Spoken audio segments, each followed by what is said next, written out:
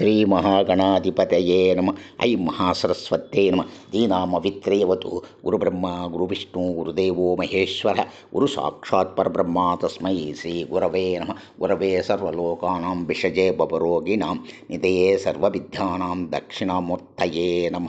సదాశివారంభాం శంకరాచార్యమధ్యమాం అస్మదాచార్యపర్యంతాం వందే గురుపరంపరాం. శృతి స్మృతి పురాణానాం ఆలయం కరుణాలయం నమామి భగవత్పాదశంకరం లోకశంకరం. సర్వం శ్రీ మాతృదేవతాచరణారవిందార్పణమస్తు. హరి ఓం.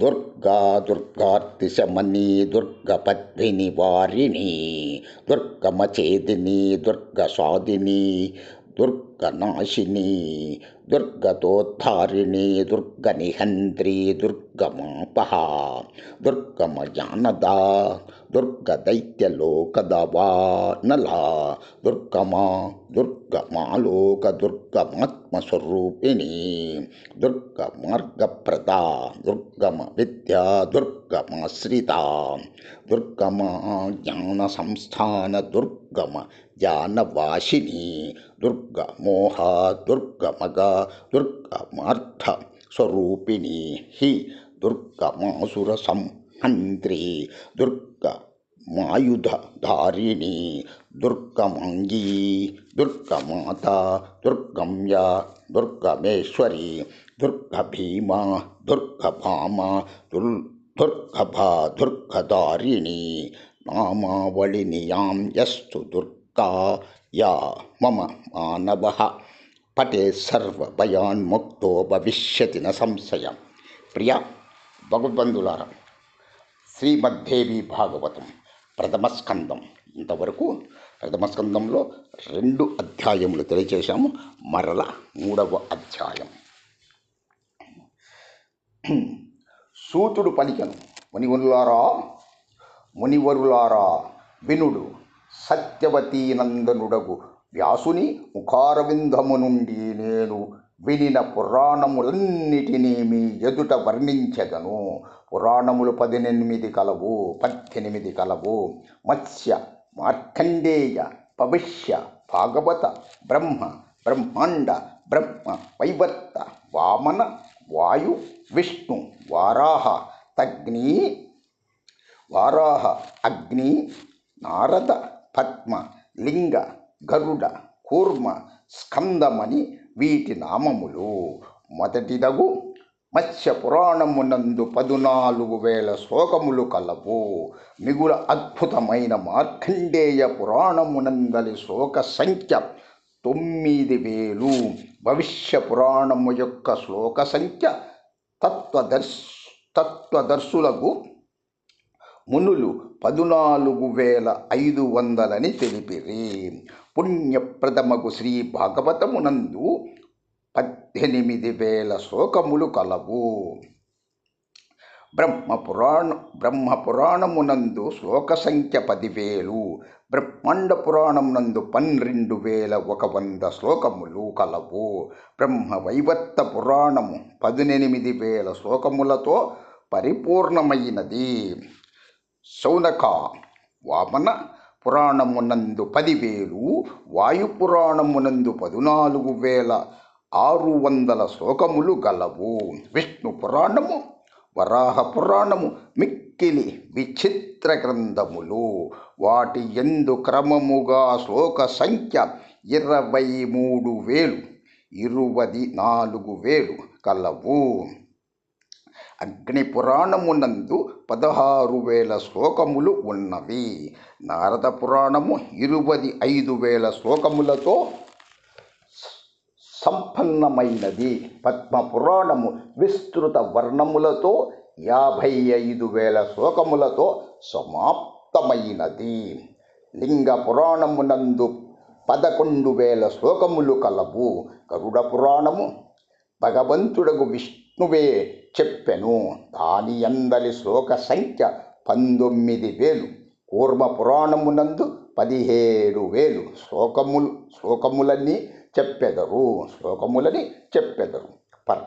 పరమ అద్భుతమగు స్కంద పురాణాల శ్లోక సంఖ్య 81,000 పాప రహితులైన మునివరులారా, ఈ విధముగా పురాణములను వాటి సంఖ్యను నేను విశదముగా వివరించి తిని. ఇట్లే పురాణములు కూడా ఉన్నవి, ఇట్లే ఉపపురాణములు కూడా ఉన్నవి, వాటిని తెలిపెదను, ఉపపురాణములను తెలిపెదను. వినుము. సనత్కుమార పురాణము, నృసింహ పురాణము, నారద పురాణము, శివపురాణము, దూర్వాస పురాణము, కపిల పురాణము, మనుపురాణము, కపిల పురాణము, మనుపురాణము, ఉశన పురాణము, వరుణ పురాణము, కాళికా పురాణము, సాంబ పురాణము, నంది పురాణము, శౌర పురాణము, పరాశర పురాణము, ఆదిత్య పురాణము, మహేశ్వర పురాణము, భాగవత పురాణము, వశిష్ఠ పురాణము, వీటిని ఉన్నత శ్రేణికి చెందిన అనుభవజ్ఞులైన పురుషులు ఉపపురాణములని చెప్పిరి. ఈ పురాణములను ఉపపురాణములను రచించిన తరువాత మహానుభావుడగు వ్యాసుడు మహాభారతమును ఇతిహాసమును రచించెను. మన్వంతరములన్నిటి యందు ప్రతి ద్వాపరయుగమున ధర్మస్థాపన కొరకు వ్యాసుడు విధిపూర్వకముగా పురాణములను రచించెను. ప్రతి ద్వాపర మందును భగవంతుడగు విష్ణువే వ్యాసరూపమున ప్రకటితుడగును. వ్యాసరూపమున ప్రకటితడగును. విష్ణువే వ్యాసరూపమున ప్రకటితుడగును. జగత్ కళ్యాణమును కోరి వేదమును అనేక భాగములుగా విభజించరి. కలియుగమునందరి బ్రాహ్మణులు అల్పాయువులు, మందబుద్ధులని తెలుసుకొని ఆ ప్రభువే ప్రతి యుగమునందు పుణ్యమయములగు పురాణ సంహితల రచనలు చేయుచుండును. స్త్రీలు, శూద్రులు, కర్మచ్యుతులైన బ్రాహ్మణులు వేదములను వినుటకు అర్హులు కారు. కానీ వీరికి కూడా శ్రేయస్సును చేకూర్చుటకై పురాణములు రచింపబడినవి. మునివరులారా, ఇప్పుడు 28వ ద్వాపరయుగమున 7వ మన్వంతరము జరుగుచున్నది. ఈ మన్వంతరమునకు అధిష్ఠాత వైవస్వత మనువు, సత్యవతీ నందుడైన వ్యాసుడు నా గురువులు. ఆయనతో సమానముగా ధర్మము నెరిగిన వారెవ్వరునూ లేరు. ఆయనయే మన్వంతరమున వేదవ్యాసుడయ్యను. 19వ మన్వంతరమునందు ద్రౌణీయను పేరుగల వ్యాసుడు ఉండెను. ఇప్పటి వరకు 27 వ్యాసులు ఉండిరి. ప్రతి యుగమునందు వారి చేత పురాణ సంహితలు చెప్పబడుతున్నవి. ఋషులు అడిగిరి. మహానుభావుడవగు సూత మహర్షి, ఇప్పటి వరకు ప్రతి ద్వాపర యుగమునందు పురాణములు రచించడి వ్యాసదేవులు ఎందరు గలరు? వారిని మాకు పరిచయము చేయము. సూతుడు పలికెను. మొదటి ద్వాపరమునందు వేదమును స్వయముగా బ్రహ్మయే విభజించెను కనుక ఆ యుగమునకు వ్యాసుడు బ్రహ్మయే. 2వ ద్వాపరమున ప్రజాపతి వ్యాసుని కార్యమును సంపన్నము చేసెను. 3వ ద్వాపరమున ఉశనుడు, 4వ దానియందు బృహస్పతి, 5వ దానియందు సవిత, 6వ దానియందు మృత్యుదేవుడు వ్యాస పదము నదిరోహించిరి.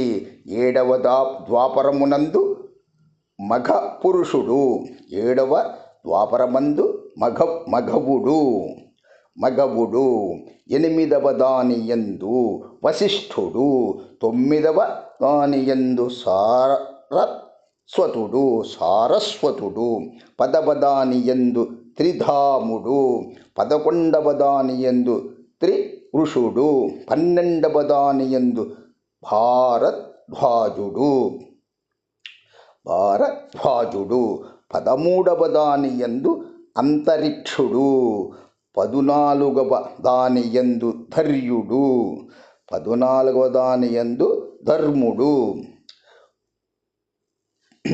15వ దానియందు త్రయ్యారుణియును, 16వ దానియందు ధనుంజయుడును, 17వ దానియందు మేధాతిథియు, 17వ దానియందు మేధాతిథియు, 18వ దానియందు ప్రతి, 19వ దానియందు అత్రి, 20వ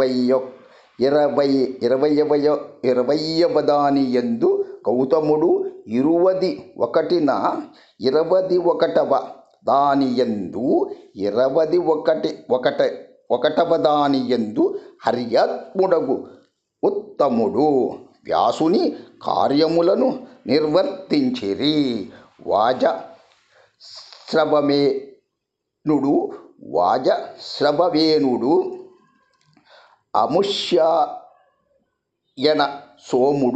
అముష్యాయన సోముడు, తృణబిందువు, భార్గవుడు, శక్తి, జాతుకర్ణ్యుడు,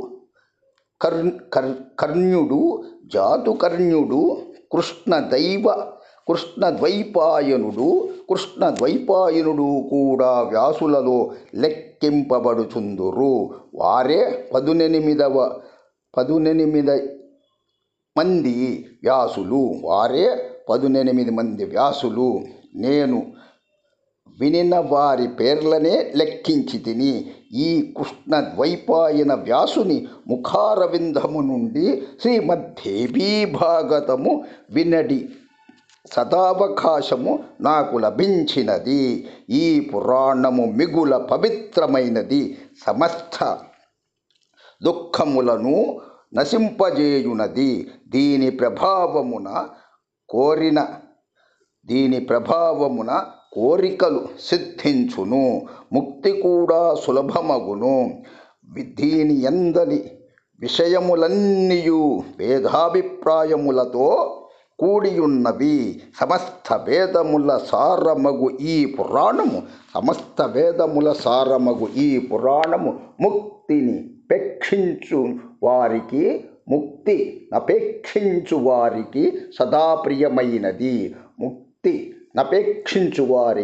సదా ప్రియమైనది. ఈ పురాణమును రచించిన తరువాత వ్యాస మహర్షి మొట్టమొదట అయోనిజుడై విరక్తుడైన తన పుత్రుడును మహానుభావుడగు సుఖదేవుడు హర్రుడని తలచి దీనిని ఆయనకే వినిపించెను. మునివరులారా, ఈ పురాణమును వేదవ్యాసుడు ప్రవచించునప్పుడు నేనచటనే ఉంటిని. అందువలన యథార్థ విషయములను కూడా వింటిని. గురుదేవులు మిగుల కృపాళువు. వారి కృపచేతనే అత్యంత గోప్యమైన ఈ పురాణము ప్రకటమయ్యను.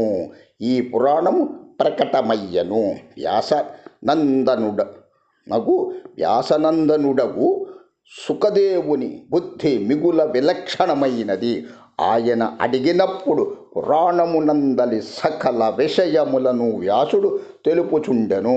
అచట ఉండుట వలన ఈ పురాణము యొక్క అపార మహిమను నేను తెలుసుకొంటిని. మునివరులారా, శ్రీమద్దేవీ భాగవతము స్వర్గమునందలి కల్పవృక్షమునందు బాగుగా పండిన ఫలము. సంసార రూప సముద్ర జలమును దాటుటకు ఇచ్చగలిగించు సుఖదేవులు ఈ పండును ఆధారముతో రుచి చూచెడి పక్షియగును. ఆయన వివిధ కథారూప అమృతమును తన శ్రవణ పుటముల యందు నింపి చక్కగా పానము చేసెను. అమృతమును తన శ్రవణ పుటములందు నింపి నింపి చక్కగా పానము చేసెను. ఈ అద్భుత కథను విని కలి భయము నుండి ముక్తులు కానివారు ఈ జగత్తునందు ఎవ్వరూ ఉండరు. పాపి అయిన వాడు, వైదిక ధర్మము నుండి విముఖుడైన వాడు, భ్రష్టుడైన చరిత్ర గలవాడు కూడా ఏదో ఒక విధముగా శ్రీమద్దేవీ భాగవతమును వినినచో ఈ సంసారమునందు వివిధ భోగములను అనుభవించును. చివరకు భగవతి యొక్క యోగులు చేరుకొని సత్య పరమధామమునకు వెళ్ళును. ఆ దేవి నిర్గుణ స్వరూపము సత్పురుషులచే భజింపబడి ధ్యానమునందు వారికి దర్శన మొసగును. నిరంతరము ఈ దేవీ భాగవత గాథను వినుటయందు తత్పరుడైన మహాభాగ్యశాలియగు పురుషుని హృదయరూప గుహ యందు విద్యామయీ భగవతియగు జగదంబిక నివాసముండును. సంసార రూప అగాధ సముద్రమును దాటుటకు సర్వాంగములతో కూడిన మానవ శరీరము చక్కటి నౌకయగును. అట్టి శరీరము లభించినచో కథా వాచకునికి కూడా ఏ లోపము ఉండదు. మూర్ఖుడై దేవీ భాగవతమును విననివాడు నిశ్చితముగా అత్యంత దరిద్రుడగును. విచారశీలమగు మానవ దేహము లభించి 2 చెవులు ఉండి చక్కగా వినగలిగినప్పటికీ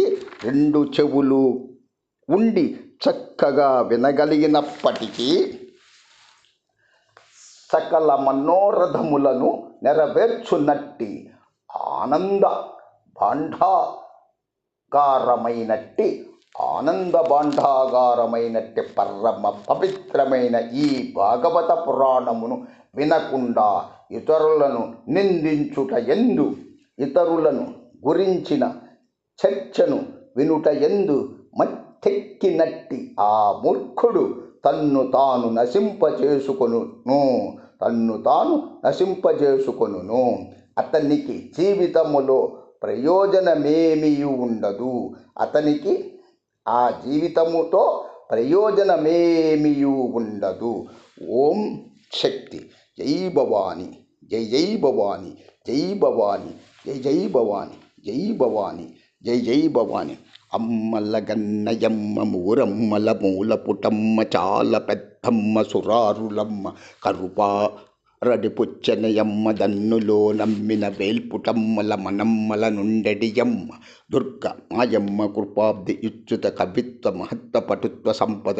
ఓం నమ శివాయ చ నమ శివాయ.